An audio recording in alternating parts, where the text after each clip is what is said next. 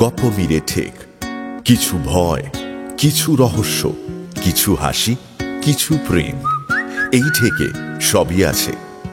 চলছে গপ্প মিলে ঠেকের বিশেষ নিবেদন সমরেশ মজুমদারের কালোজয়ী উপন্যাস কালবেলা।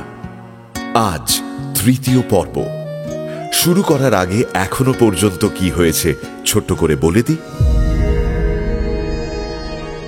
জলপাইগুড়ি থেকে প্রথমবার কলকাতায় এসে অনিমেষ স্কটিশ চার্চ কলেজে ভর্তি হয়। সেখানে বাম রাজনীতির সঙ্গে জড়িয়ে পড়ে অনিমেষ। সুষ্ঠু সমাজ ব্যবস্থা গড়ে তোলার স্বপ্ন অনিমেষের দু চোখে, যদিও পার্টির এবং দলের বেশ কিছু সিদ্ধান্ত তাকে অদ্ভুত প্রশ্নের সামনে দাঁড় করাতে থাকে। এরই মধ্যে ভিয়েতনাম আন্দোলনের জন্য প্রতিবাদ দিবসে বিশ্ববিদ্যালয়ের লনে জমায়েত ডাকা হয়েছে। অনিমেষ ক্লাস বয়কটের স্লোগান দিতে থাকে। হঠাৎ একটি মহিলা কণ্ঠ তাকে ডাকে। তারপর তাহলে শুরু করা যাক।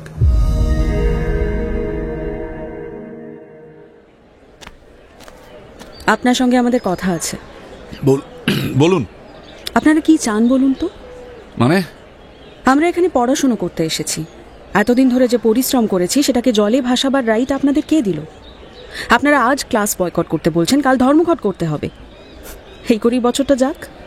আপনারা যদি পরীক্ষায় পাশ না করেন তাহলে দল আপনাদের চিরদিন খাওয়াবে, কিন্তু আমরা কেন বলি হচ্ছি? আজ তো আমরা কাউকে জোর করছি না। যারা মনে করবে প্রতিবাদ করা উচিত তারাই আসবে, এটাই আমাদের আবেদন। আশ্চর্য, আপনারা একটা সাইকোলজিক্যাল প্রেশার ক্রিয়েট করছেন না? আপনি এমএ পড়ছেন, আপনার বোধবুদ্ধি সাধারণ মানুষের চেয়ে ওপরে। আপনি কি মনে করেন না ভিয়েতনামে আমেরিকা যে বর্বর অত্যাচার করছে, বিবেকবান মানুষ হিসেবে আমাদের তার প্রতিবাদ করা উচিত? পৃথিবীর সব জায়গায় যা যা অত্যাচার হচ্ছে তার বিরুদ্ধে প্রতিবাদ করার দায়িত্ব আপনাদের কে দিল? আর আজ নিজের নাক কেটে কি আপনি ভিয়েতনামে অত্যাচার বন্ধ করতে পারবেন? আপনি এখানে চেঁচালে আমেরিকা তা শুনে সুরসুর করে নতি স্বীকার করবে? বাহ, আপনি বিশ্ব জনমত কথাটা মূল্যহীন মনে করেন? সুন্দর। আপনাদের না কতগুলো সিলেক্টেড শব্দ আছে, সেগুলোর বাইরে আপনারা কিছু বলতে চান না বা পারেন না। আজ ভারতবর্ষে লক্ষ লক্ষ মানুষ নানাভাবে অত্যাচারিত। তাদের কথা না বলে, তাদের উপকার না করে আপনারা ভিয়েতনাম নিয়ে মেতেছেন। ওখানে যারা লড়াই করছে না তারা কিন্তু আপনাদের মুখ চেয়ে নেই। থাকলে আজকে লড়তে পারতো না। নমস্কার। আচমকা কথা শেষ করে মেয়েটি সঙ্গীদের নিয়ে ক্লাসরুমে ঢুকে গেল। ঠিক এরকম আক্রমণের জন্য অনিমেষ প্রস্তুত ছিল না। অনিমেষের মনে হলো এই যে প্রতি বছর এমএ পাশ করে ছেলেরা বেকার থাকবে জেনেও সরকার যে সিস্টেমটা চালু রেখেছে সেটা ভেঙে ফেলা দরকার। এই শিক্ষা ব্যবস্থার পরিবর্তন করতে হবে। যদি দাবি ওঠে তাহলে সবাই সাড়া দেবে। কিন্তু ওই মেয়ে এতটা ভাবে? কোনোদিন কথা হয়নি, শুধু চোখে দেখে সে মেয়েটি সম্পর্কে যে কল্পনা তৈরি করেছিল তার সঙ্গে বাস্তবের কোনো মিল নেই। মেয়েটি এত সিরিয়াস, এত স্পষ্ট কথা বলতে পারে এবং কি নির্লিপ্ত হয়ে নিজেকে আড়ালে রেখে দিয়েছে তা কি ওই চোখ দেখে আন্দাজ করা যায়? অনিমেষ আরো অনুভব করল আজ কথা বলার সময় মেয়েটির দিকে তাকিয়ে তার বুকের মধ্যে যে কাঁপুনি এসেছিল এখন তার একটুও অবশিষ্ট নেই। এক ধরনের রোম্যান্টিক ধারণার বদলে সে মেয়েটি সম্পর্কে অন্য রকম কৌতূহলী হয়ে উঠেছে। মিটিং এর শেষে স্লোগান উঠল, ভিয়েতনাম যুগ যুগ জিয়া, আমেরিকার কালো হাত ভেঙে দাও গুড়িয়ে দাও, ভেঙে দাও গুড়িয়ে দাও, আমেরিকার কালো হাত ভেঙে দাও গুড়িয়ে দাও। সমস্ত বিশ্ববিদ্যালয় যেন গম গম করছে এখন। কথা ছিল বিমানের ভাষণের শেষে ওরা এক জায়গায় চলে আসবে। অনিমেষ গিয়ে দেখল বিমান নির্দেশ দিচ্ছে কি করতে হবে। মিছিল একটা দিক দিয়ে কলেজ স্ট্রিটে নামবে না, হেয়ার স্কুলের গেট দিয়ে একটা মিছিল এগোবে, অন্যটা কলেজ স্কোয়ারের দিক দিয়ে। পুলিশ রয়েছে হ্যারিসন রোড আর মেডিকেল কলেজের সামনে। এদিকটা যখন তারা বাধা পাবে তখন অন্য মিছিলটা ইডেন হোস্টেলের পাশ দিয়ে কলুটোলা চলে যাবে। অনিমেষ, তুমি কলেজ স্ট্রিটের দিকে মিছিলের সঙ্গে যাবে। ইনকিলাব জিন্দাবাদ, জিন্দাবাদ জিন্দাবাদ ইনকিলাব জিন্দাবাদ, জিন্দাবাদ জিন্দাবাদ ছাত্র ঐক্য জিন্দাবাদ, জিন্দাবাদ জিন্দাবাদ। অনিমেষ মুখ তুলে দেখল ওপরের বারান্দাগুলোয় ছেলে মেয়েরা ভিড় করে ঝুঁকে ওদের দেখছে। মিছিলটা ট্রাম লাইন অবধি গিয়ে একটু থমকে দাঁড়ালো। অবশ্য স্লোগান চলছে সামনে। উত্তেজনায় সবাই অস্থির। অনিমেষ ডাইনে বাঁয়ে তাকিয়ে কোনো পুলিশ দেখতে পেল না। সুদীপ মিছিলটাকে নিয়ে প্রেসিডেন্সি কলেজ পর্যন্ত যেতেই কফি হাউসের গলি দিয়ে ভ্যানগুলো এগিয়ে এলো। সামনে একটা জিপ, তাতে কয়েকজন অফিসার বসে আছে। পুলিশ দেখে আরো জোরদার হলো স্লোগান। অনিমেষ লাইনের বাইরে এসে দাঁড়িয়ে হাত তুলে স্লোগান দিচ্ছিল, সাম্রাজ্যবাদীদের দালালদের কালো হাত ভেঙে দাও, গুঁড়িয়ে দাও, ভেঙে দাও, গুঁড়িয়ে দাও। মার্কিন দালাল কংগ্রেস সরকার নিপাত যাক, নিপাত যাক, নিপাত যাক, নিপাত যাক। পুলিশ দিয়ে আন্দোলন ভাঙা যায় না, যাবে না, যায় না, যাবে না। ভিয়েতনাম লাল সালাম, লাল সালাম, লাল সালাম, লাল সালাম। তোমার নাম আমার নাম, ভিয়েতনাম, ভিয়েতনাম। Vietnam, Vietnam. চারপাশের ঝটপট দোকানপাট বন্ধ হয়ে যাচ্ছে। ফুটপাথে সেকেন্ড হ্যান্ড বইওয়ালারা ছুটোছুটি করে নিরাপদে রাখছে তাদের বইপত্র। ওইগুলো তুললি না কেন? ভিয়েতনাম লাল সালাম, লাল সালাম, লাল সালাম, লাল সালাম। তোমার নাম আমার নাম, ভিয়েতনাম, ভিয়েতনাম। মেইন মিছিলটা নিশ্চয়ই এতক্ষণে সেন্ট্রাল অ্যাভিনিউতে চলে গেছে। আমরা আবার কলেজ স্কোয়ারের সামনে ফিরে যাই, চলো। মিছিলের মুখ ফেরাতেই চোখে পড়ল কলুটোলা মির্জাপুর স্ট্রিটের মুখটায় অজস্র পুলিশ লাঠি হাতে দাঁড়িয়ে আছে। এমন অবস্থা হলো যে ছাত্রদের বিশ্ববিদ্যালয়ে ফিরে যেতে হবে, কারণ দুদিকের মুখ বন্ধ করে দেওয়া হয়েছে। বিশ্ববিদ্যালয়ের সামনে এসে যেন সবাই আরো মুখর হয়ে উঠল। অনিমেষ স্লোগান দিল, ছাত্র ঐক্য জিন্দাবাদ, জিন্দাবাদ, জিন্দাবাদ, ছাত্র ঐক্য জিন্দাবাদ, জিন্দাবাদ, জিন্দাবাদ। ঠিক সেই সময় জিপটা কাছাকাছি এগিয়ে এলো। জিপের সামনে একজন অফিসার পোর্টেবল মাইক নিয়ে দাঁড়িয়ে ঘোষণা করলো, এই এলাকায় 144 ধারা জারি আছে। আপনাদের নির্দেশ দেওয়া হচ্ছে রাস্তা ছেড়ে চলে যান। 144 ধারা বলবৎ থাকলে মিছিল করা আইনত অপরাধ। পুলিশ তোমার হুকুম আমরা মানছি না, মানবো না, মানি না, মানবো না। পুলিশ তোমার হুকুম আমরা মানি না, মানবো না, মানি না, মানবো না। কমরেডস, কংগ্রেস সরকারের দালাল ওই পুলিশরা আমাদের উপর জুলুমবাজি করতে চাইছে, কিন্তু আমরা প্রথমে এমন কিছুই করব না যাতে ওরা সুযোগ পায়। মনে রাখবেন, রক্তে রাঙা ভিয়েতনাম বাংলাদেশের আর এক নাম। ঠিক সেই সময় দুমদুম করে আওয়াজ উঠল। পায়ের তলার রাস্তা কাঁপিয়ে দুটো বোমা ফাটল কলুটোলার দিকে। অনিমেষ দেখল একটা পুলিশ মাটিতে পড়ে ছটফট করছে। দু তিনটে ছিটকে ওপাশে পড়ে গেল। মুহূর্তে ওদিকটা ফাঁকা হয়ে গেল। পুলিশগুলো পড়িমড়ি করে মির্জাপুরে রাখা ভ্যানগুলোর দিকে ছুটে গেল। ব্যাপারটার জন্য একদম প্রস্তুত ছিল না অনিমেষ। হঠাৎ কাণ্ডটা হওয়ায় মিছিলের সবাই হকচকিয়ে গেছে। সুদীপ সঙ্গে সঙ্গে সবাইকে সজাগ করিয়ে গলা তুলল, ইনকিলাব জিন্দাবাদ, জিন্দাবাদ, জিন্দাবাদ, ইনকিলাব জিন্দাবাদ, জিন্দাবাদ, জিন্দাবাদ, ইনকিলাব জিন্দাবাদ, জিন্দাবাদ, জিন্দাবাদ। সঙ্গে সঙ্গে প্রেসিডেন্সি কলেজের দিকে পুলিশ বাহিনীর সামনে দুমদাম বোমা এসে পড়ল। ধোঁয়ায় চারদিক এখন ঢাকা। ওদিকের পুলিশ পিছু হটেছে। সমস্ত এলাকা এখন জনশূন্য। কমরেডস, আপনারা গেটের সামনে চলে আসুন। ওরা যদি আক্রমণ করে তাহলে ভেতরে ঢুকে যাবেন। অনুমতি ছাড়া কোনো শিক্ষা কেন্দ্রে পুলিশ ঢুকতে পারে না। সঙ্গে সঙ্গে হুড়মুড় করে সবাই গেটের কাছে চলে এলো। অনিমেষ তখন রাস্তার মাঝখানে দাঁড়িয়ে।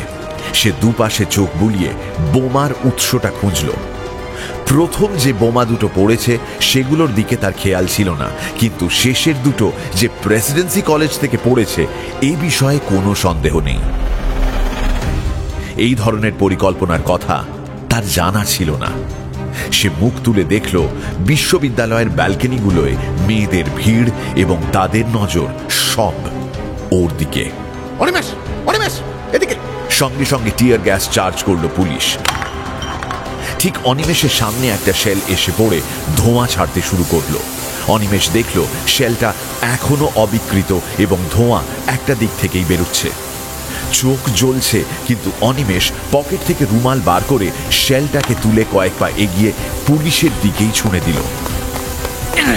সঙ্গে সঙ্গে ওপর থেকে একরাশ পায়রার পাখার ঝটপটানির মতো সোচ্চার হাততালি বাজল। আর তারপরেই শুরু হয়ে গেল অনর্গল টিয়ার গ্যাসের শেল বৃষ্টি।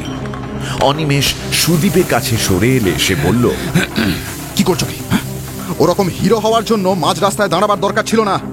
ওরা যে কোনো মুহূর্তে ফায়ারিং শুরু করতে পারে। বোমা ফাটালো কে? এরকম হবে আগে তো জানতাম না। আরে আমি কি জানতাম নাকি? পুলিশ নিজের লোক দিয়ে বোমা ফাটিয়ে প্যানিক সৃষ্টি করছে। অ্যাকশন নেওয়ার জন্য তো একটা অজুহাত দেওয়া দরকার। এটাও বোঝো না নাকি? দু চোখ এখন জলে ভরা, ভীষণ চোখ জ্বলছে। একটু রগড়ালে জ্বলুনিটা বাড়ছে। কতগুলো ছেলে ভেতর থেকে কয়েকটা জল ভরা বালতি নিয়ে এলো। দেখা দেখি অনিমেষ রুমাল জলে ভিজিয়ে চোখে চাপা দিচ্ছিল। অনিমেষ দেখছিল একটি ছেলে, যাকে বিশ্ববিদ্যালয়ের ছাত্র বলে মনে হচ্ছে না, মাঝে মাঝে ছুটে রাস্তায় নেমে গিয়ে অদ্ভুত দক্ষতার সঙ্গে শেল কুড়িয়ে নিয়ে এসে বালতিতে ডুবিয়ে দিচ্ছে। এই সময় ওপরের বারান্দাগুলোয় মেয়েদের চিৎকার উঠল।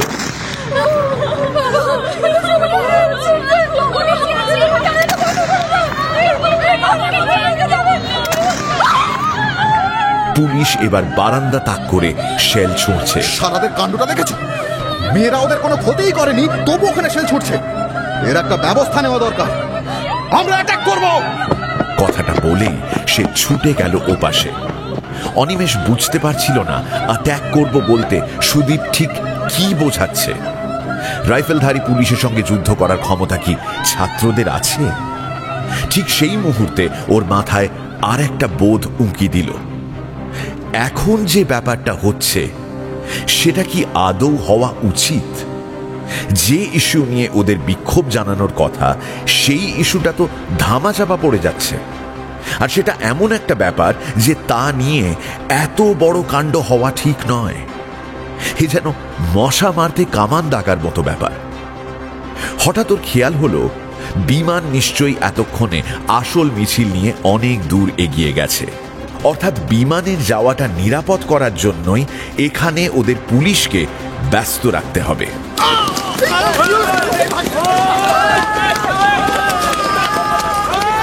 কতগুলো ছেলেকে ছুটে যেতে দেখে অনিমেষ থতমত হয়ে গেল।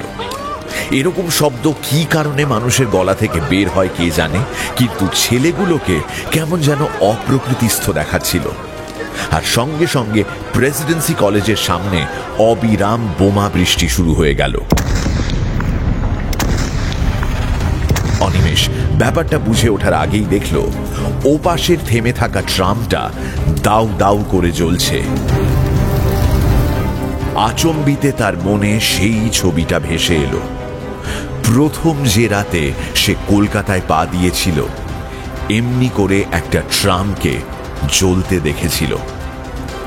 শব্দ করে ট্রামের শরীরটা ফাটছে। যে ছেলেগুলো ছুটে গিয়েছিল তারা চোখের নিমেষে গা ঢাকা দিল। আর সেই মুহূর্তে যে শব্দ হলো সেটা যে রাইফেল থেকে হচ্ছে তা অনিমেষকে বলে দিতে হবে না কাউকে। প্রাচী সিনেমার পাশের গলিতে এই রকম একটা শব্দ তার শরীরে ছিদ্র চিহ্ন রেখে গেছে চিরকালের জন্য। সেদিন যে বোকার মতন গলির মাঝখান দিয়ে ব্যাগ হাতে ছুটেছিল, সে আজ তড়িৎ গতিতে গেটের আড়ালে দাঁড়িয়ে পড়ল। ফায়ারিং হচ্ছে এই খবরটা বিশ্ববিদ্যালয় চত্বরে সোচ্চার হয়ে ছড়িয়ে যেতেই ওপরের বারান্দার ভিড়টা হাওয়া হয়ে গেল আচমকা। অনিমেষ আড়াল থেকে দেখল পুলিশ বাহিনী রাইফেল উঁচিয়ে এগিয়ে আসছে। জায়গাটায় থাকা বিপজ্জনক বুঝতে পেরে সে বিশ্ববিদ্যালয়ের ভেতরে ঢুকে পড়তে দেখতে পেল আড়ালে আবডালে ছেলেরা শেল্টার নিয়ে নিয়েছে। দূরে দমকলের আওয়াজ ভেসে আসছে। গাড়িটা ক্রমশ এগিয়ে আসছে। চোখে চেপে ধরে ধরে ভেজা রুমালটা এখন প্রায় শুকনো। জ্বলুনিটা বাড়ছে। এখন কি করা যায়? কোনো বিশেষ নির্দেশ দেয়নি বিমান। সুদীপকেও সে দেখতে পাচ্ছে না। পরপর কয়েকটা বোমা ফাটল আচমকিতে, সঙ্গে সঙ্গে পুলিশের ফায়ারিং শোনা গেল। অনিমেষ দৌড়ে দোতলায় উঠে এল। এ পাশের বারান্দাটা ফাঁকা, একদম রাস্তার ধারে বলে কোনো দর্শক এখানে নেই। সে উঁকি মেরে দেখল দমকলের লোকেরা কাজে নেমে পড়েছে। অঝরে জল ঝরছে ট্রামটার ওপরে, আর তখনই ইট বৃষ্টি শুরু হয়ে গেল। রাশি রাশি ইটের টুকরো এমনভাবে দমকলের লোকদের ওপর এসে পড়া শুরু হলো যে ওদের পক্ষে কাজ করা শেষ পর্যন্ত অসম্ভব হয়ে দাঁড়ালো। মেঘের আড়াল থেকে যুদ্ধ করার মতো বিশ্ববিদ্যালয়ের আড়াল থেকে ইট পড়ছে এবং পুলিশের পক্ষে এই মুহূর্তে কিছু করা অসম্ভব। যা চাওয়া হয়েছিল তা সফল হয়েছে। আজকের এই ঘটনার কথা নিশ্চয়ই আগামীকালের কাগজে থাকবে। ব্যাপারটার প্রচার যত বাড়বে তত ভিয়েতনাম সম্পর্কে ছাত্ররা যে উদ্বিগ্ন তা প্রকাশ পাবে। বিমান কি শেষ পর্যন্ত মার্কিন দূতাবাসে মিছিল নিয়ে পৌঁছতে পারল? হঠাৎ নিচে চোখ পড়তে অনিমেষ দেখতে পেল 3টে পুলিশের জিপ হাই স্কুলের দিক দিয়ে বিশ্ববিদ্যালয়ের লনে ঢুকে পড়েছে। কি ব্যাপার? সুদীপ বলেছিল পুলিশ নাকি অনুমতি ছাড়া এখানে থাকতে পারে না। তবে কি অনুমতি পেয়ে গেছে?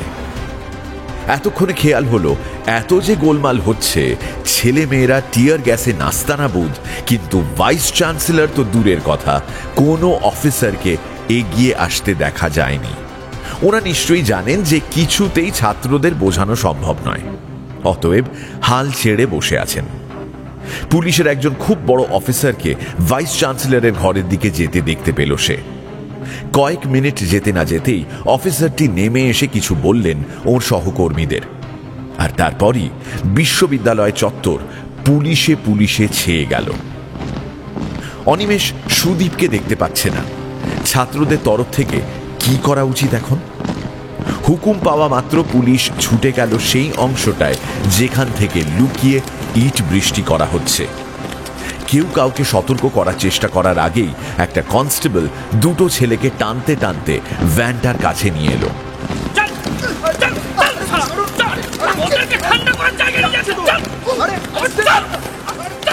ছেলে দুটোকে চেনে না অনিমেষ এবং চেহারা দেখে মনে হয় না ওরা বিশ্ববিদ্যালয়ের ছাত্র। ছাত্র আক্রমণ ছত্রভঙ্গ হতে বেশি সময় লাগলো না। চারদিকে ধোঁয়া, ভাঙা ইট কাচ ছড়িয়ে পুলিশ বিশ্ববিদ্যালয়ের দখল নিয়ে নিয়েছে। এই যদি পরিণতি হয় তাহলে এত সব করা কিসের জন্য? এবং এই পরিণতির কথা তো নিশ্চয়ই জানা ছিল। কয়েকটা ছাত্র একটা রাষ্ট্রের বিরুদ্ধে এরকম লড়াই করতে পারে না। আর লড়াইটা কি নিয়ে হচ্ছে? না কয়েক হাজার মাইল দূরে একটি বিদেশি রাষ্ট্র অন্য একটি দেশের ওপর অত্যাচার করছে বলে প্রতিবাদ জানাতে। অনিমেষ মাথা নাড়ল আপন মনে। না, এভাবে চলতে পারে না। হয়তো এরকম টুকরো টুকরো কিছু বিশৃঙ্খলা সৃষ্টি করে প্যানিক সৃষ্টি করা যায়, কিন্তু সেটা কি ফলপ্রসূ? বিশাল চত্বরটায় পুলিশ গিজগিজ করছে। অনিমেষ ফাঁকা দোতলার বারান্দা দিয়ে হেঁটে নিজের ক্লাসের সামনে এসে দেখল 20-25টা মেয়ে চোখে রুমাল দিয়ে বসে আছে।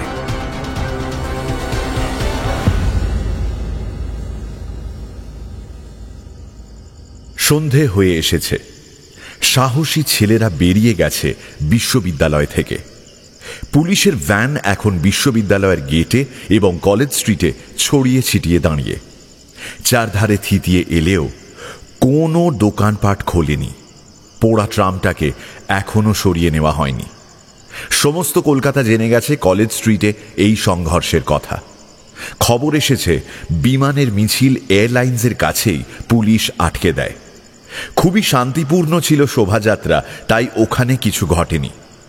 4 জনের একটি প্রতিনিধি দলকে নিয়ে বিমান মার্কিন দূতাবাসে গিয়ে প্রতিবাদপত্র পৌঁছে দিয়ে এসেছে। বিমান অবশ্য বিশ্ববিদ্যালয়ে তখনও ফিরে আসতে পারেনি, কিন্তু এক ছাত্র খবরটা পৌঁছে দিয়েছে।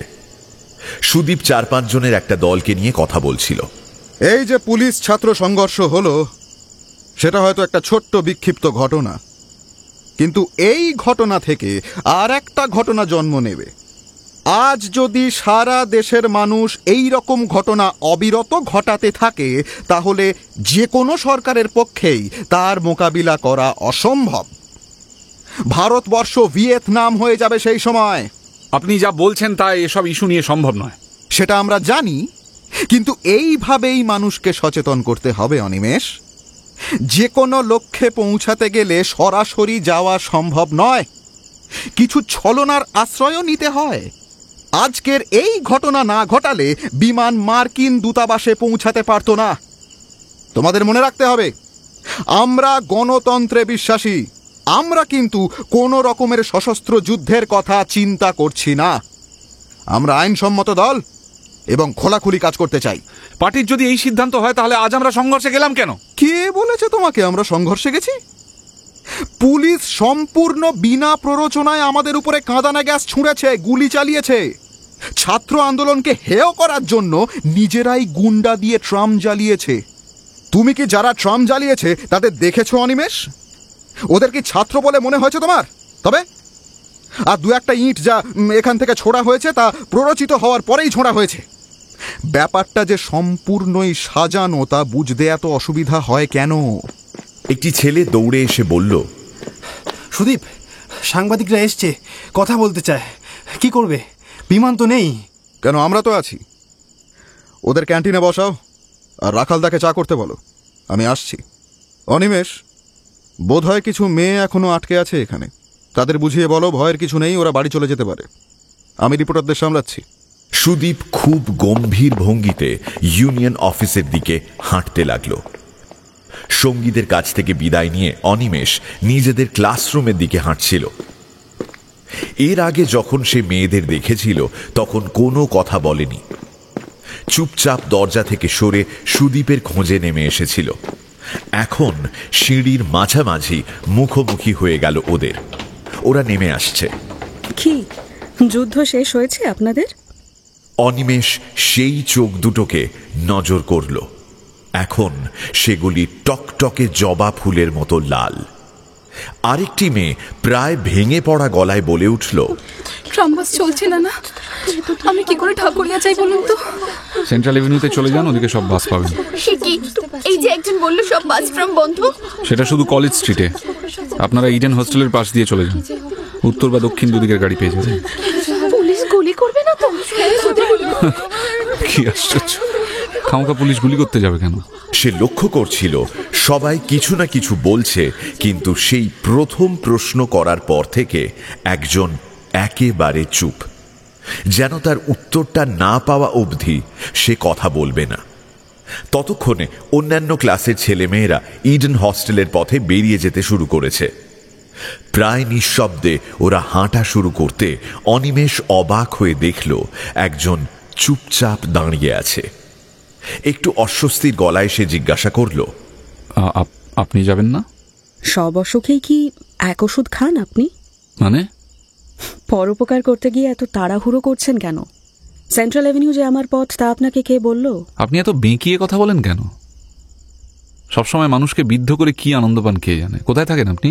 কেন, এখন কি আপনার উপর দায়িত্ব দেওয়া হয়েছে আমাদের দেখাশুনো করার? যদি বলি তাই, অবশ্য আপনার আপত্তি থাকলে আলাদা কথা। তা এটাও কি সংগ্রামী পদক্ষেপ? আর কিছু বলবেন? তাহলে একবারে বলে ফেলুন। আপনাদের কাণ্ড কারখানা দেখে মাথা ঠান্ডা রাখা মুশকিল। একটু ঠান্ডা করে বলুন কোন দিকে যাবেন। সেদিন বলছিলেন না যে মফস্বলের ছেলে আপনি? ওটা তো সহানুভূতি আদায়ের ছল, কিন্তু এর মধ্যেই যে... অনিমেষ দেখল ঠাস দাঁতের শাড়ির একটা দিকে গজ দাঁতের আদল, যেটা হাসিটাকে আরো সুন্দর করেছে। সেটা চোখে পড়ায় অনিমেষ একটুও রাগ করতে পারল না কথাটা শুনেও। আপনি এক নাগাড়ে ঝগড়া করে যাচ্ছেন। আপনি কোথায় যাবেন এখনো বলেননি। যদি আপত্তি থাকে তবে... আপত্তির কি আছে? আমাদের বাড়ি বেলঘরিয়া, শিয়ালদা দিয়ে গেলে সুবিধে হয়। আপনি ওদিকে গেছেন? না, আমি যদি শিয়ালদা অবধি যাই তাহলে... চলুন। মির্জাপুরের কাছে কিছু দোকান খোলা। মোড়ে মোড়ে জটলাগুলো বোধহয় আজ দুপুরের ঘটনা নিয়ে ব্যস্ত, অর্থাৎ বিমানের পরিকল্পনা সার্থক হয়েছে। অবশ্যই এটাকে একরকম জয়লাভই বলতে হবে। টুকরো টুকরো করে যদি সফলতা আসে, একসময় সেগুলো জোড়া দিয়ে দিলেই পূর্ণতা পাবে। আচ্ছা, আজকে যা করলেন তাতে কার কি ভালো হলো বলতে পারেন? একদম মেরুদণ্ডহীন আমরা নই, সেটা প্রমাণ হলো। তাই নাকি? পাড়ার গুন্ডারা যখন পুলিশের সঙ্গে বোমা নিয়ে লড়াই করে তখন তাদেরও মেরুদণ্ডহীন বলে মনে হয় না। আশ্চর্য, দুটো ব্যাপার এক হলো। ওরা লড়ছে কোনো কারণ ছাড়াই, জাস্ট গুন্ডামি করতে। তা আপনাদের কারণটা কি? না ভিয়েতনামে আমেরিকা অত্যাচার করছে তাই কলকাতায় ট্রাম পোড়াও, পুলিশকে মারো, সাধারণ মানুষকে অসুবিধাতে ফেলো। কি মহৎ ব্যাপার! আপনি কি বলতে চাইছেন? দেখুন, আমি সাধারণ মানুষের দলে। মাথায় যদি অন্য চিন্তা না থাকে তাহলে যে কেউ বুঝতে পারবে এগুলো হলো স্টান্ট দেওয়ার চেষ্টা, নিজেদের অস্তিত্ব প্রমাণ করার সহজ রাস্তা। আচ্ছা, সত্যিই কি আপনি নিজেকে কমিউনিস্ট ভাবতে পারেন? কমিউনিস্ট? আমি ঠিক জানি না, তবে আমি এমন সমাজ ব্যবস্থা চাই যেখানে কোনো বৈষম্য থাকবে না। আর সেটা তো আকাশ থেকে নেমে আসবে না, তাই তার জন্য কতগুলো আদর্শ সামনে রেখে এগোতে হবে। সেক্ষেত্রে কমিউনিজমের কোনো বিকল্প নেই। কেন জানি না আমার মনে হচ্ছে আপনারা ভুল করছেন। আপনি কি কংগ্রেস সরকারকে সমর্থন করেন? মোটেই না, কিন্তু আমার মনে হয় আপনাদের দল সরকারে এলে আর একটা কংগ্রেসই সরকারই হবে। ঢাকার এপিট আর ওপিট। চট করে নিশীথ বাবুর মুখটা মনে পড়ে গেল অনিমেষের। জলপাইগুড়ির জেলা স্কুলের যে মাস্টার মশাই তাকে প্রথম দেশ সম্পর্কে সচেতন করেছিলেন, তাঁরও তো একই বক্তব্য ছিল। কমিউনিস্ট পার্টির মাথা বা মাঝারি নেতাদের চেনে না অনিমেষ, কিন্তু প্রথম দিন থেকেই বিমানের কথাবার্তা ওর তেমন পছন্দ হয় না। সব সময় একটা চাপা মনোভাব। কেউ প্রতিবাদের ভঙ্গি করলে সেটা যেন বিমানের সহ্য হয় না। কিন্তু একজন লোককে দিয়ে একটা দলের বিচার করা ঠিক নয়। মার্ক্সবাদ ছাড়া এদেশে মুক্তি নেই, সেটা যখন সত্য, তখন অন্য কোনো বিকল্প দলের কথা ভাবা যায় না। কি ভাবছেন তখন থেকে? অনিমেষের খেয়াল হলো ওরা শিয়ালদা স্টেশনের কাছাকাছি চলে এসেছে। এদিকের অবস্থা প্রতিদিনের মতো স্বাভাবিক। কিছু না, পরে একদিন আপনার সঙ্গে এই ব্যাপারে কথা বলবো। আপনার ট্রেন কটায়? এখন তো ঘন ঘন ট্রেন। আপনাকে এত দূরে এনে কষ্ট দিলাম। কষ্ট কি? শিয়ালদা এলে আমার মন ভালো হয়ে যায়। সে কি? কেন? স্টেশনে ঢুকলেই রেলগাড়ি দেখতে পাই, রেলগাড়ি দেখলেই জলপাইগুড়ির কথা মনে পড়ে যায়। ছেলেবেলা এমন একটা জিনিস যা সব ক্ষত সারিয়ে দিতে পারে, অন্তত কিছুক্ষণের জন্যও। আপনার ক্ষত আছে? আপনি এমন সব প্রশ্ন করেন যার উত্তর দেওয়া যায় না। তাহলে আপনার এমন কথা বলা উচিত নয় যার অর্থ আপনি জানেন না। নর্থ স্টেশনের দরজায় এসে দাঁড়াতে মেয়েটি বলল, এবার আমি যেতে পারবো। আপনাকে শুধু এটুকু করার জন্য ধন্যবাদ। কিছুই করিনি। তা ঠিক। আসলে আমরা মেয়েরা না অনেক কিছুই অলিক ভয় আগাম কল্পনা করে নিয়ে বিব্রত হই। একটা পুরুষ যা পারে আমিও তাই করতে পারি, কিন্তু যদি কিছু হয়, এই যদি যদি করেই নার্ভাস হয়ে সব গুলিয়ে ফেলাটা আমাদের অভ্যেস হয়ে গেছে। কি করব বলুন? নইলে ক্লাস থেকে বেরিয়ে রোজকার মতো আজও চলে আসতে পারতাম। এই যেমন এলাম। আমি সঙ্গে এলাম বলে এখন আফসোস হচ্ছে? এটাও কিন্তু মেয়েদের অভ্যেস, গায়ে পড়ে কাদা মাখা। ও কথা আমি একবারও বলিনি, কিন্তু এই যা কি অভদ্র দেখুন তো। আপনি কোথায় থাকেন জিজ্ঞাসাই করিনি। ঠোঁট টিপে হাসলে মেয়েটির চোখ কথা বলে। হাতিবাগানের একটা হস্টেলে। আপনি হস্টেলে থাকেন? ও তাই। তাই মানে আবার কি থিওরি আছে এ ব্যাপারে? হস্টেলের ছেলেরা একটু ডেসপারেট এবং স্বার্থপর হয়। তাই নাকি? বাহ, এটা তো জব্বর জানা হলো। একা একা থেকে ভাবতে শুরু করে আমি যা করছি তাই ঠিক। হঠাৎ যাত্রীদের ভিড় বেড়ে গেল। অফিস ফেরত মানুষেরা পড়ি কি মরি করে ছুটে যাচ্ছে ট্রেন ধরতে। মেয়েটি এবার চলে যাওয়ার ভঙ্গি করতে অনিমেষ জিজ্ঞাসা করল, টিকিট কাটবেন না? আমার মাসের টিকিট আছে। হঠাৎ অনিমেষের ইচ্ছে হলো ট্রেনে ওঠার। অনেক দিন ট্রেনে ওঠা হয়নি। জলপাইগুড়ি যাওয়া আসা ছাড়া তো ট্রেনে ওঠার প্রশ্নই ওঠে না। একটু দাঁড়াবেন, আমি টিকিটটা কেটে আনি, ট্রেনে চড়তে ইচ্ছে করছে খুব। বলে অনিমেষ দ্রুত গিয়ে বেলঘরিয়া পর্যন্ত টিকিট কেটে আনল। অনিমেষকে আসতে দেখে মেয়েটি প্ল্যাটফর্মের ভেতর ঢুকে গেল। পাশাপাশি কতগুলো গাড়ি দাঁড়িয়ে, কিন্তু সেগুলোয় বাদুর ঝোলা ভিড়। আরে বাস এগুলোই উঠবেন কি করে? আপনাদের কাছে যেটা অ্যাডভেঞ্চারের আনন্দ, আমাদের সেটা প্রাণ বাঁচানোর দায়। নিজে সুখে থাকলে অবশ্যই এরকম করাই যায়। মানুষকে আঘাত দিয়ে আপনার এক ধরনের আনন্দ হয় না? আপনি আমার সঙ্গে হাঁটছেন, এই দৃশ্য পরিচিত কেউ দেখলে কি কৈফিয়ত দেব? কৈফিয়ত কেন? আপনি আমার সঙ্গে হেঁটে অন্যায় করছেন নাকি?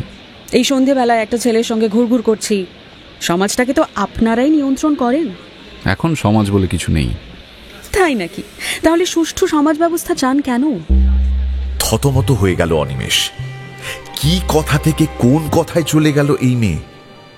এতক্ষণে ওর মনে এক ধরনের হীনতা ভাব ছড়াতে শুরু করলো। মেয়েটির সঙ্গে কথায় সে প্রতি মুহূর্তে হেরে যাচ্ছে। কি হলো? মুখ শুকিয়ে গেল কেন? ভয় নেই, কেউ জিজ্ঞেস করলে আলাপ করিয়ে দেব। উনি একজন মহান কর্মী, আজ ইউনিভার্সিটিতে বিপ্লব করে এসেছেন। এই কথা শুনলে কেউ আর অন্য কিচ্ছু ভাববে না। মেয়েটি ওকে নিয়ে প্ল্যাটফর্মের শেষ প্রান্তে চলে এলো। তা কোথাকার টিকিট কাটলেন? বেলঘরিয়া। আপনার মতলবটা কি বলুন তো? আপনি আমার বাড়িতে যেতে চাইছেন নাকি? আপনার আপত্তি থাকলে যাব না। নিশ্চয়ই আপত্তি আছে। আমি একটা উটকো লোককে বাড়িতে নিয়ে যেতে পারি না। বাড়িতে যখন জিজ্ঞেস করবে কেন এলো, তখন আমি কি বলবো? অ্যাডভেঞ্চার করতে এসেছে? না, বলবেন বেড়াতে এসেছে। আপনি আমাকে কি ভাবেন বলুন তো? একজন শিক্ষিতা মহিলা। কোনো শিক্ষিতা একদিনের আলাপে কোনো ছেলেকে বাড়িতে নিয়ে যায় আদর করে, কোনো প্রয়োজন ছাড়া? আর আপনি বা কেমন লোক, অযাচিত হয়ে আমাদের বাড়িতে যেতে চাইছেন? বললাম তো আপত্তি থাকলে যাব না। শুনেছেন তো, আমার আপত্তি আছে। বেশ, যাব না। তাহলে আমার কাছে দাঁড়িয়ে আছেন কেন? টিকিটটা যখন কেটে ফেলেছি তখন ট্রেনে তো উঠবো। সেটা নিশ্চয়ই আপনার আপত্তির অধিকারে নেই। তা নেই, কিন্তু অন্য কম্পার্টমেন্টে উঠবেন। আপনি আমাকে সাহায্য করেছেন, আমি ধন্যবাদ দিয়েছি, এর বেশি কিছু চাইবেন না। আচ্ছা। কিন্তু অনিমেষ সরে গেল না। মেয়েটির মতো উদ্বিগ্ন মুখ করে ট্রেনের জন্য অপেক্ষা করতে লাগলো সে। হঠাৎ খেয়ালে টিকিটটা কেটে একটু অস্বস্তি হচ্ছে এখন। মেয়েটি নিশ্চয়ই সহজ ব্যবহার করছে, যে কোনো ভালো মেয়েই এরকম কথা বলবে। যদিও ওর বাড়িতে যাওয়ার বিন্দুমাত্র বাসনা ওর ছিল না, কিন্তু খেপিয়ে দিতে ভালো লাগছে। যদি ওর সঙ্গে বেলঘরিয়া স্টেশনে নেমে বাড়ি অবধি যায়, তাহলে মেয়েটি কি করবে? ব্যাপারটা কল্পনা করতেই হাসি পাচ্ছিল অনিমেষের। পাশে দাঁড়িয়ে অমন ক্যাবলার মতো হাসবেন না, দূরে গিয়ে হাসুন। বড্ড রেগে গেছে। এরকম যদি অভ্যেস হয় তাহলে অবিলম্বে ডাক্তার দেখানো উচিত, কারণ এটা একটা অসুখ। এই সময় ট্রেনটা এসে গেল প্ল্যাটফর্মে। যাত্রীরা নামতে না নামতে হুড়োহুড়ি শুরু হয়ে গেল সেটাই ওঠা।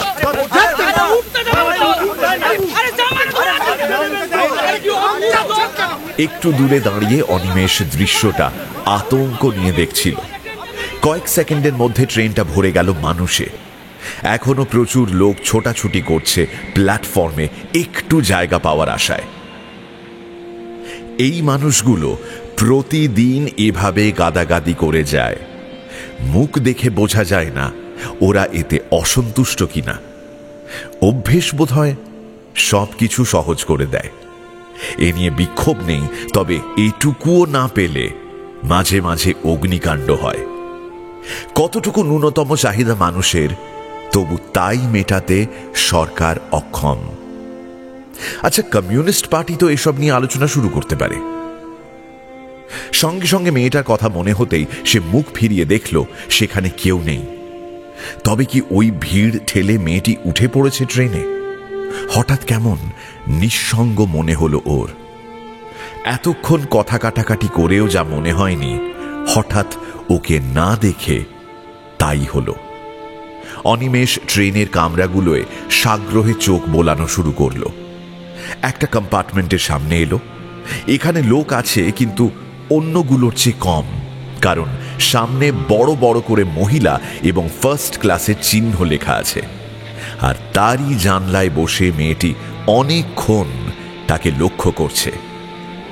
কিছুই হয়নি এমন ভাব করে অনিমেষ জানলার পাশে দাঁড়িয়ে বলল, আপনি ফার্স্ট ক্লাসের প্যাসেঞ্জার? বাধ্য হয়ে। আপনিও উঠতে পারেন, কারণ এখানে অন্য শ্রেণীর লোকও উঠে থাকেন। তা আপনার অ্যাডভেঞ্চার হয়ে গেল? হ্যাঁ। সে কি, যাবেন না? আর ইচ্ছে নেই। এত তাড়াতাড়ি ইচ্ছে চলে গেল? যার সঙ্গে যাব সেই যখন এরকম ভদ্রতা করতে পারলো। ভদ্রতা কথাটা আপনার মুখে মানায় না। কেন? আমি কি কিছু অভদ্রতা করেছি? এতক্ষণ যার সঙ্গে এলেন, কথা বললেন, বাড়ি যেতে চাইলেন, একবারও তার নামটা জানতে ইচ্ছে করলো না? আমি মেয়ে, এটাই কি আপনার কাছে সব? অনিমেষ সোজা মুখের দিকে তাকালো। ট্রেনটা এবার ছাড়ছিল। নিজে কখনো ছোট হইনি, আজ হচ্ছি। আমার নাম মাধবীলতা মুখার্জি। মাধবী? ফুল নয়, আমি শুধুই লতা, মাধবীলতা। অনিমেষ ট্রেনটার চলে যাওয়া যেন দেখতে পেল না। ও কত পথ হেঁটে এসে আমি তোমার ছায়ায় শেষে থামি। এই দেখো মুঠো ভরে এনেছি জোনাকি, তোমার স্বপ্নে কিছু ছুঁড়ে দেব নাকি। ও মনে রাখবে কি এ শহর আমায়, এই রোদে জলে ঘামে ভেজা জামায়। কিসের নেশায় হলো চোখ দুটো লাল, আগুনে পুড়ে গিয়েছে সন্ধে সকাল। দিন শেষে বৃথা সব আলোচনা, হতে পারে তুমি আমি দুর্ঘটনা। আমি হারিয়ে গিয়েছি মিছিলে, আর হলো না আমার ঘরে ফেরা। আমি হারিয়ে গিয়েছি মিছিলে, আর হলো না আমার ঘরে ফেরা। এই এলাকায় 144 ধারা জারি আছে। আপনাদের নির্দেশ দেওয়া হচ্ছে রাস্তা ছেড়ে চলে যান। 144 ধারা বলবৎ থাকলে মিছিল করা আইনত অপরাধ। পুলিশ তোমার হুকুম আমরা মানছি না, মানব না।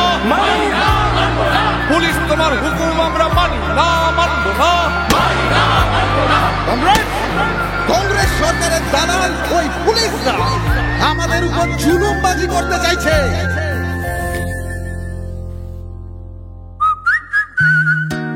শুনছেন গপ্পমীরে ঠেকের বিশেষ নিবেদন সমরেশ মজুমদারের কালোজয়ী উপন্যাস কালবেলার 3য় পর্ব। এখনো যদি ঠেকে সাবস্ক্রাইব না করে থাকেন তাহলে কিন্তু ঠকবেন। Subscribe to my official channel আর বেল আইকনটি প্রেস করতে ভুলবেন না। তাহলে বাকিটা শোনা যাক।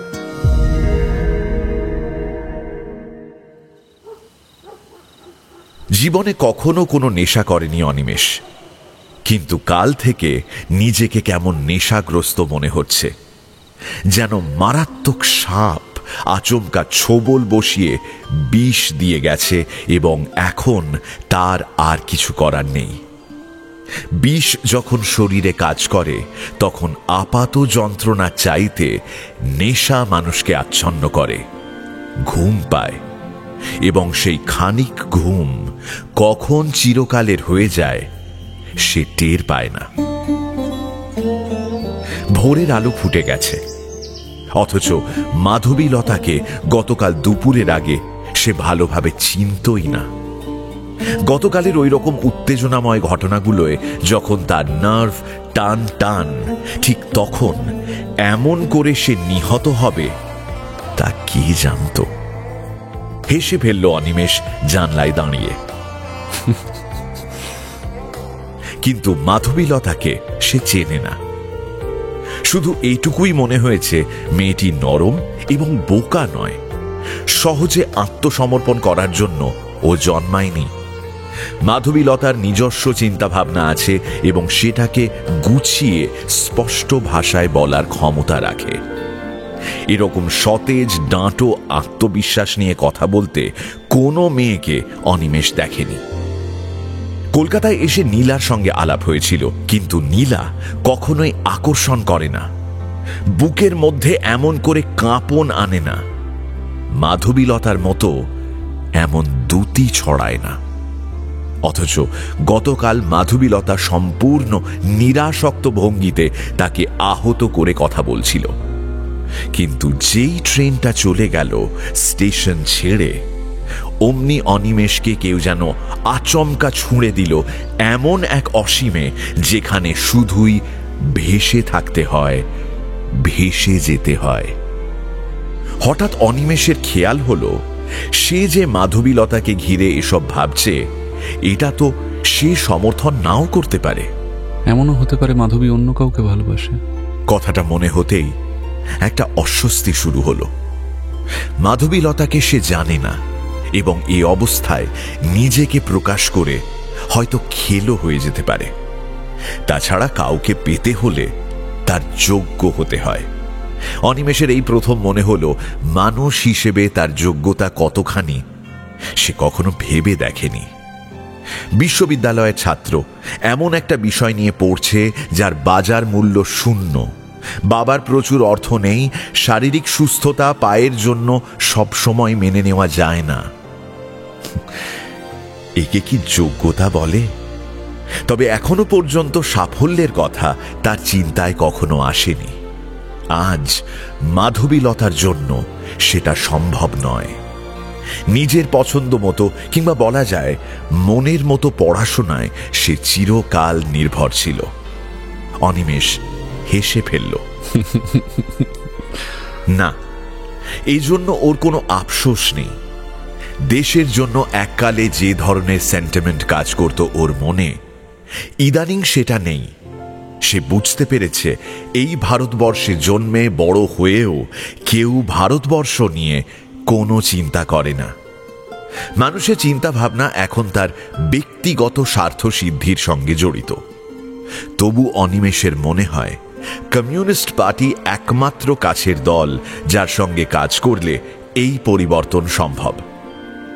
একটা বিখ্যাত ইঞ্জিনিয়ার বা ডাক্তার হওয়ার চেয়ে একজন আন্তরিক কর্মী হওয়া অনেক কাম্য মনে করে সে। কিন্তু এসব কথা মাধবীলতাকে বোঝানো যাবে কি? যদি না যায়, যদি তাকে মাধবীলতা গ্রহণ না করে, তাহলে কি ওর প্রতি অনিমেষের মনে যে অনুভূতি জন্ম নিয়েছে তা মিথ্যে হয়ে যাবে? স্লেট মোছার মতো মুছে ফেলা যায়? আসলে ভালোবাসা কখনো কোনো শর্ত মেনে আসে না।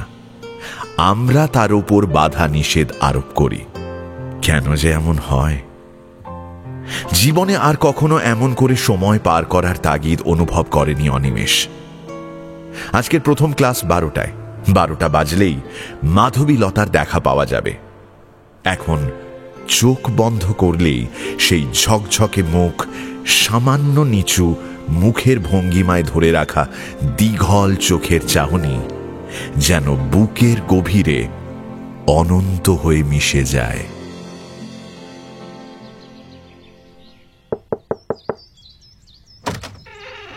অনিমেষ দরজা খুলে দেখল দারোয়ান দাঁড়িয়ে আছে। बाबू एक बुढ़ा आपको ढूंढता है, गेट पर बैठा है। অনিমেষ বাইরের গেটের দিকে এগিয়ে গিয়ে যাকে দেখল, তাকে দেখে অনিমেষের বুকের মধ্যে একটা লোহার বল আচমকা লাফিয়ে শ্বাস রুদ্ধ করে দিল। বৃদ্ধ নিজেকে গুটিয়ে থামের গায়ে ঠেস দিয়ে চোখ বন্ধ করেছিলেন। তার পাশে দুটো বড় ঝোলা, ময়লা ধুতির ওপর একটা সুতির কোট, যার অবস্থা মোটেই সুবিধের নয়। মাথা পরিষ্কার করে কামানো বলে মুখের চেহারাটা একদম বদলে গেছে। অনিমেষ কিছুতেই মেলাতে পারছিল না। কোনো রকমে সে উচ্চারণ করল, আপনি? বৃদ্ধ চোখ মেললেন, ঘোলাটে চোখ। দৃষ্টি যে স্বাভাবিক নয় বোঝা যায়, এবং শরীরের কাঁপুনিটা যথেষ্ট স্পষ্ট। অনিমেষ একটু সচেতন হয়ে ঝুঁকে প্রণাম করতে যেতেই একটা হাত ইঙ্গিতে তাকে থামিয়ে দিল। থাক অনি, অসুস্থ মানুষকে প্রণাম করতে নেই। অনিমেষ সোজা হয়ে দাঁড়াতেই শরীর শিহরিত হল, যেন অকস্মাৎ কেউ একটানা সমস্ত ছেলেবেলাটাকে তার সামনে এনে হাজির করল। এই শরীরের সঙ্গে কোনো মিল নেই, কিন্তু ওই কথাগুলো শুধু শরীর শেখরই অমন ভঙ্গিতে বলতে পারেন। কিন্তু দাদুর এই কি চেহারা হয়েছে? আপনি হাঁটতে পারবেন? আমি তো হেঁটেই এলাম। সে দুটো ঝোলা কাঁধে নিয়ে দাদুর হাত ধরল। উঠুন।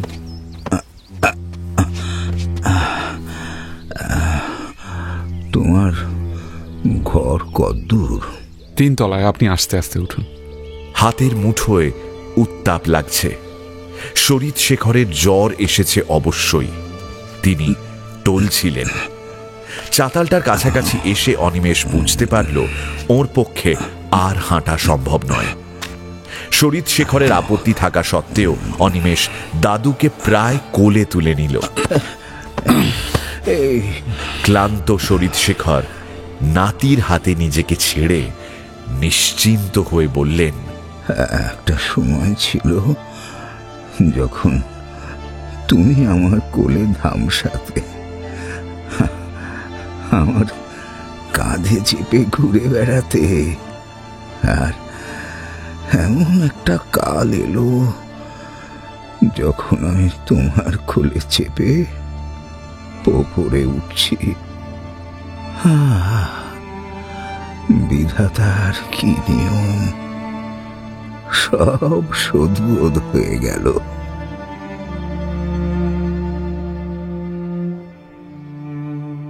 নিজের বিছানায় দাদুকে শুইয়ে না দেওয়া পর্যন্ত অনিমেষের পক্ষে কথা বলা সম্ভব ছিল না।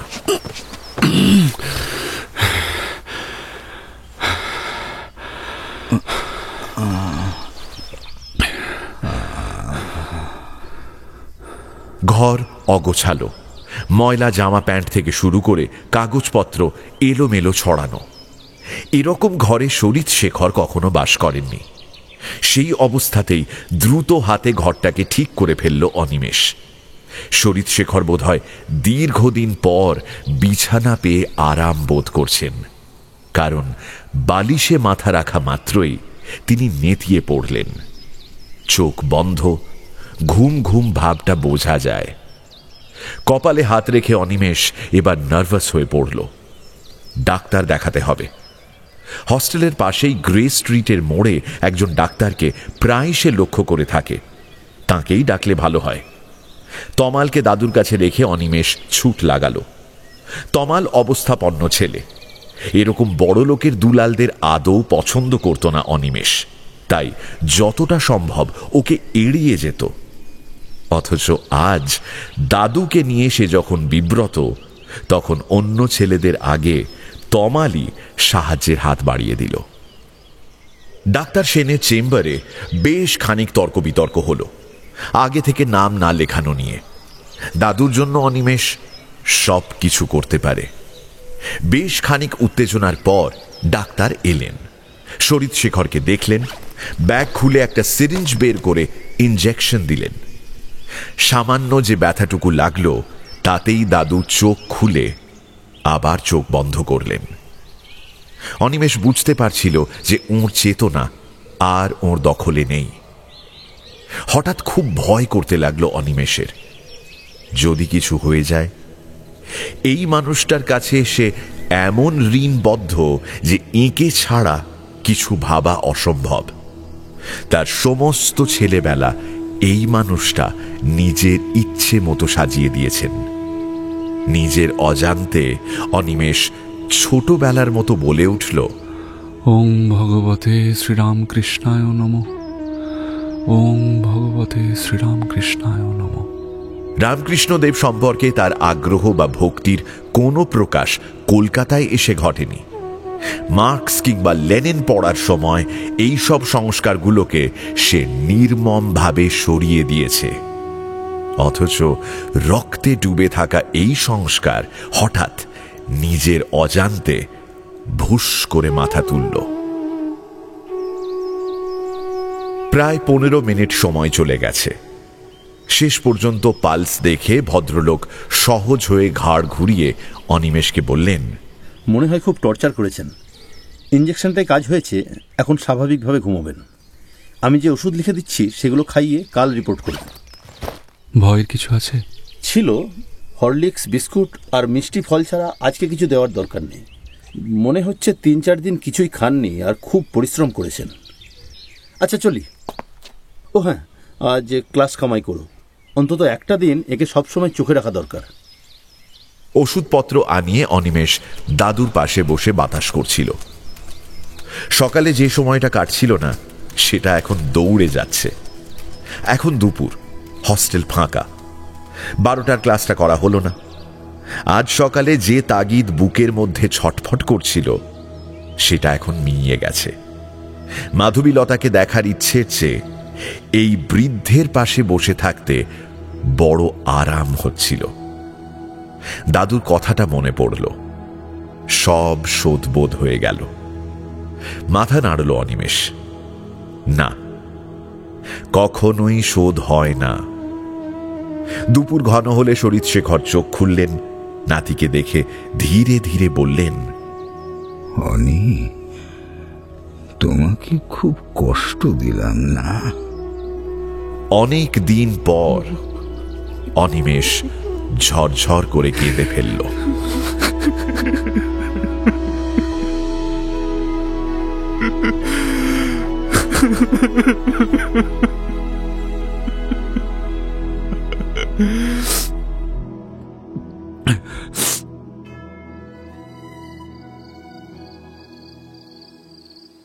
সন্ধে নাগাদ শরীরশেখরকে খানিকটা সুস্থ দেখাচ্ছিল। সারাদিন জল আর বিস্কুট ছাড়া কিচ্ছু খাননি।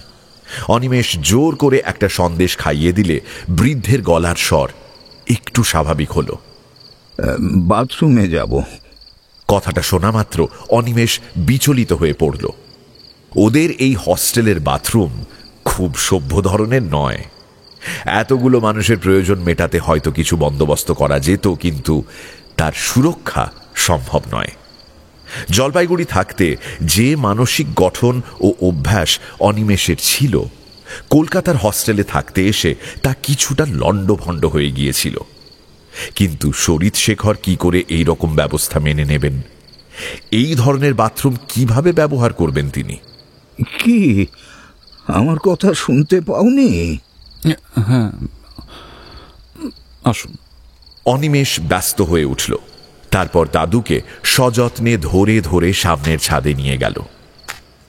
কোনার দিকে দেওয়াল ঘেরা জায়গাটায় পৌঁছে বলল, এখানেই সেরে নিন।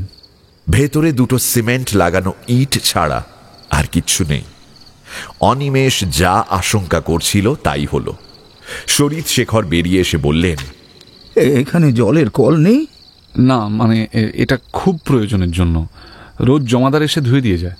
কিন্তু জল না হলে হাত ধোবো কি করে? অনিমেষ এক ছুটে নিজের ঘরে ঢুকে কুঁজো থেকে গেলাসে জল গড়িয়ে সেটা আবার শরীরশেখরের কাছে নিয়ে এলো।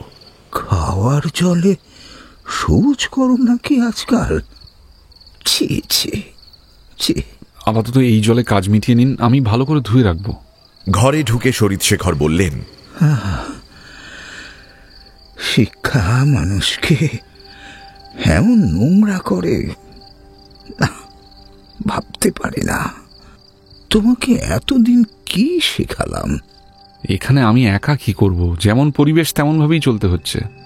তা তোমরা হস্টেলের মালিককে বলো না কেন? কেউ এ নিয়ে মাথা ঘামায় না দাদু। বাহ, চমৎকার। সভ্য সমাজের মিনিমাম প্রয়োজন সম্পর্কেও তোমরা এত উদাসীন। মাঝরাতে পেট খারাপ হয় না কারো? এই ঘরে তুমি থাকো না?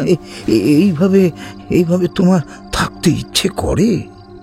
এই বিছানার চাদরটা কমাস কাচনি, বালিশের ওয়ারের চেহারাটা দেখছো?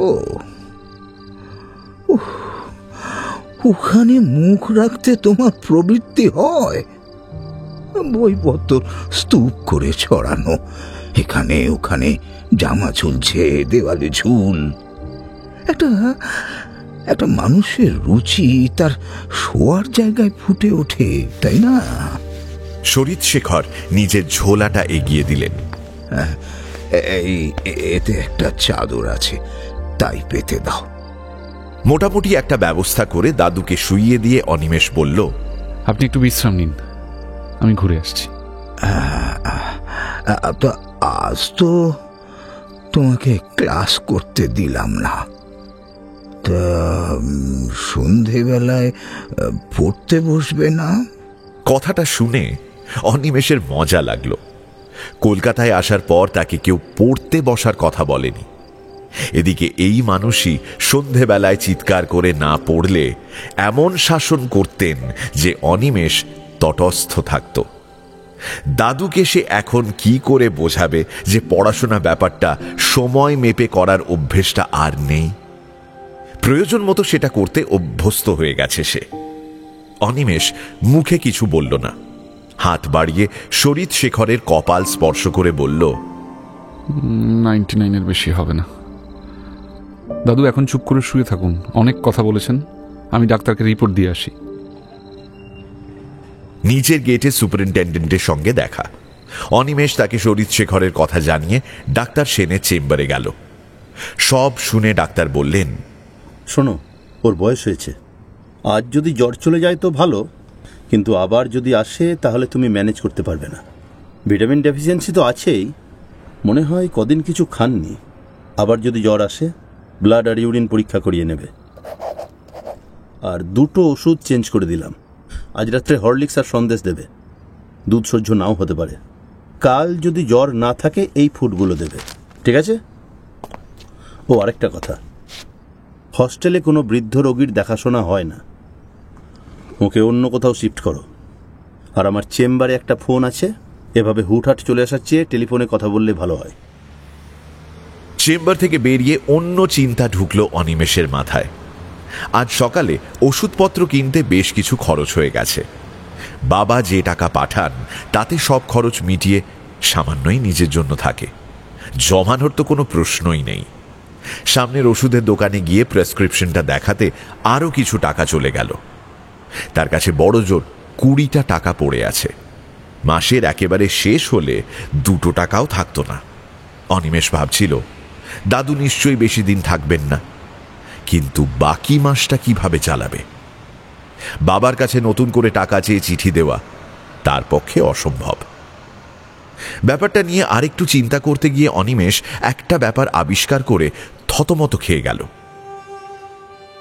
পৃথিবীতে তার যদি সবচেয়ে আপন বলে কেউ থাকে তাহলে শরীর শেখর। ছোটবেলায় এই মানুষটিকে ঘিরে সে কত রকমের স্বপ্ন দেখত, আর আজ অসুস্থ শরীর শেখর মাত্র একটা দিন তার কাছে এসে ওঠায় সে দিশেহারা হয়ে পড়ছে। অনিমেষ নিজেকে শাসন করল। দাদু এত জায়গা থাকতে আমার কাছে এসে উঠেছেন, এটাই ভাগ্যের কথা। তার জন্য যদি খরচ হয়তো হোক, দরকার হলে হোস্টেলের ছেলেদের কাছে ধার করব। আর কেউ না থাক, পরমহংস আছে, টিউশনির টাকা জমিয়ে রাখেও, চাইলে নিশ্চয়ই দেবে। না, ঢিলেমি নয়, এবারে কিছু টাকা রোজগার করতেই হবে।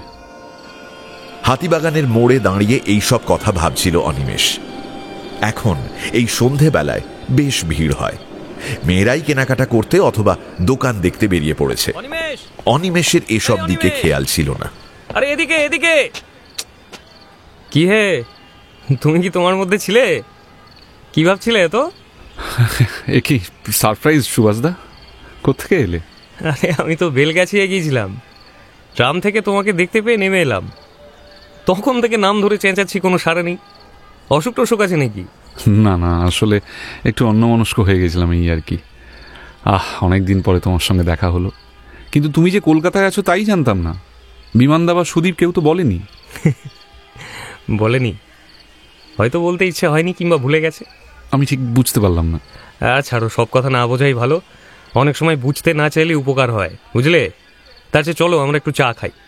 সেই বিকেল থেকে ঘুরছি, গলা শুকিয়ে যাচ্ছে। ওই তো চায়ের দোকান, চলো। সুভাষ অনিমেষের হাত ধরে রাস্তা পার হবার জন্য এগোলো। অনিমেষের মনে হচ্ছিল কিছু একটা হয়েছে। সুভাষদাকে ওর ভালো লাগে। বলতে গেলে কলকাতায় পা দিয়েই সুভাষদার সঙ্গে তার যোগাযোগ। বোধহয় নিশ্চিত মৃত্যুর হাত থেকে তাকে সেদিন বাঁচিয়েছিল এই সুভাষদা।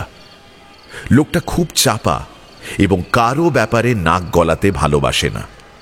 কিন্তু এখন চায়ের দোকানে বসলে হস্টেলে ফিরতে রাত হয়ে যাবে। দেরি করে হস্টেলে ফিরলে দাদু অসন্তুষ্ট হবেন। রাস্তা পার হতে হতে অনিমেষ মনে মনে হেসে ফেলল। স্কুলে পড়ার সময় দাদুর ভয়ে সন্ধ্যের আলো জ্বালবার আগেই খেলার মাঠ থেকে দৌড় শুরু করত বাড়ি ফেরার জন্য। সেই ব্যাপারটাই যেন এতদিন বাদে কলকাতায় তার কাছে ফিরে এসেছে। কিন্তু সুভাষদাকে ছেড়ে যেতেও ইচ্ছে করছে না। অনেক ভেবে অনিমেষ সুভাষদার সাথে একটু বসবে ঠিক করল। রেস্তোরাঁয় বেশ ভিড়। ভাই, এখানে দুটো চা দেবে? দুটো চা বলে সুভাষদা নিচু গলায় বলল, তুমি পার্টি অফিসে যাচ্ছ না? 2-3 দিন গিয়েছিলাম। ওখানে গিয়ে চুপচাপ বসে থাকতে ভালো লাগে না। আমি বোধহয় গায়ে পড়ে আলাপ করতে পারি না, তাই। কয়েকদিন আগে পুলিশের গুলিতে 2 কমরেড খুন হয়। তোমরা এর প্রতিবাদে ছাত্র ধর্মঘট করেছিলে, কেমন হয়েছিল? সাকসেসফুল। আসলে এসব ছুতো পেলে ছাত্ররা ক্লাসে ঢোকার দায় থেকে বাঁচে, তা সে যেই ডাকুক না কেন। হ্যাঁ, কিন্তু ধর্মঘটটা করলে কেন? কত লোক তো প্রতিদিন খুন হচ্ছে, সেজন্য তো তোমরা ধর্মঘট করছো না। এই সেদিন প্রাক্তন বিপ্লবী খুন হলেন, তোমরা কোনো প্রতিবাদ কেউ করোনি, এখন করলে কেন? এ তো সোজা কথা সুভাষদা। যে 2 মারা গেছে তারা পার্টির লোক, আর আমাদের ছাত্র সংগঠন সেই পার্টির মতবাদে বিশ্বাস করে, তাই প্রতিবাদ জানানো দরকার ছিল। মানে ছাত্র সংস্থাগুলো রাজনৈতিক দলের একটা শাখা, তাই তো? এই কথা সবাই জানে সুভাষদা, তুমি কি বলতে চাইছো? পার্টি যদি ভুল করে এবং সেই ভুলটা ছাত্রদের উপর চাপিয়ে দেয়, তাহলে ছাত্ররা কি সেটা সমর্থন করবে? আর নেতারা যদি জেনে শুনে ভুল করেন, সেটা সমর্থন করবে? তা কেন করবে? করবে এবং করছে। এটাও এক ধরনের রাজনীতি। না না, প্রত্যেকটা রাজনৈতিক দলের নির্দিষ্ট আদর্শ আছে সুভাষদা। নেতারা যদি সেই আদর্শ মানতে না চান, তাহলে তার প্রতিবাদ দল থেকেই উঠবে। যারা কর্মী তারা চুপ করে থাকবে কেন? চুপ করে থাকবে স্বার্থের জন্য। অনিমেষ, না, এ কথা আমি মানি না। আমি মানি। কারণ? কারণ এই প্রতিবাদ করার জন্য আমাকে দল থেকে বের করে দেওয়া হয়েছে। আমরা যে কজন বেরিয়ে যেতে বাধ্য হলাম, তারা ছাড়া আর কেউ একটা কথা বলেনি। এমনকি আমাদের উপর যে আচরণ করা হলো, তার সমালোচনা করার সাহস পর্যন্ত কেউ করেনি। অনিমেষ হতবাক হয়ে গেল। সুভাষদাকে দল থেকে বিতাড়িত করা হয়েছে? সেই সুভাষদাকে যে এতগুলো বছর দলের জন্য প্রাণপাত করে গেল, নিজের ভবিষ্যতের দিকে না তাকিয়ে বীরভূমের গ্রামে দলের হয়ে কাজ করে বেড়ালো, তাকে? কবে হয়েছে এই ব্যাপারটা? এই তো মাসখানেক। তুমি জানতে না দেখে অবাকই হচ্ছি। না, আমি জানি না। বিমানদারা জানে? অবশ্যই, ওরাই তো সক্রিয় ভূমিকা নিয়েছিল আমাকে তাড়ানোর ব্যাপারে। দেখো, বিধান রায় মারা যাওয়ার পর থেকেই আমাদের নেতারা যেন গন্ধ পাচ্ছেন একদিন মন্ত্রিত্বটা দলের হাতে আসবে। তারপর থেকে সবার চালচলন, মতামত দ্রুত পাল্টে যাচ্ছে। এটাই হলো সবচেয়ে দুঃখের কথা। আর কি জানো তো, এখন কেউ কাউকে চটাতে চায় না, চোখ বুজে অন্যায় এড়িয়ে যাচ্ছে সবাই। তোমাদের কি কারণে এক্সপেল করা হলো? পার্টির বর্তমান কার্যধারার সমালোচনা করেছিলাম। মুখে যা বলা হয়েছিল, কাজে তা হচ্ছে না। দীর্ঘদিন গ্রামে থেকে ওখানকার মানুষগুলোর কাছে ক্রমশ প্রতারক হয়ে যাচ্ছি। কমিউনিজমের প্রথম কথাই হলো মানুষের সমানভাবে বাঁচার অধিকার আদায় করতে হবে, অথচ দলের মধ্যে ছোটখাটো হিটলারের ছড়াছড়ি। আমরা বলেছিলাম নতুন রক্ত চাই নেতৃত্বে। যে মানুষগুলো এতগুলো বছরে দলকে সুনির্দিষ্ট পথে চালাতে পারলো না, তাদের সরে যেতে হবে। আর এর ফল হলো একটাই, এবং আমরা জানতাম আমাদেরই সরে যেতে হয়েছে। অনিমেষ, কিন্তু এরকম করলে দল তো ক্রমশ দুর্বল হয়ে পড়বে। যত ভাঙন হবে তত শত্রুপক্ষ উৎসাহিত হবে। শত্রুপক্ষ? আরে আমরাই তো আমাদের বড় শত্রু। সুভাষদা কথা বলতে বলতে উত্তেজিত হয়ে গিয়েছিল। রেস্তোরাঁর অনেকেই এদিকে এখন তাকাচ্ছে। সেটা বুঝতে পেরে সুভাষদা উঠে দাঁড়ালো। দাম মিটিয়ে বাইরে এসে জিজ্ঞাসা করলো, এই তুমি তো এখনো মানিকতলায় আছো, তাই না?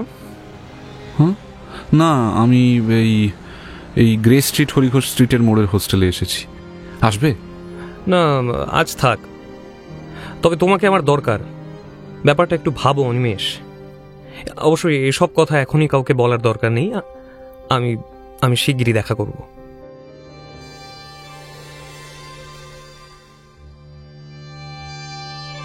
এখনকার মতো গপ্প মিরে ঠেকের সময় শেষ।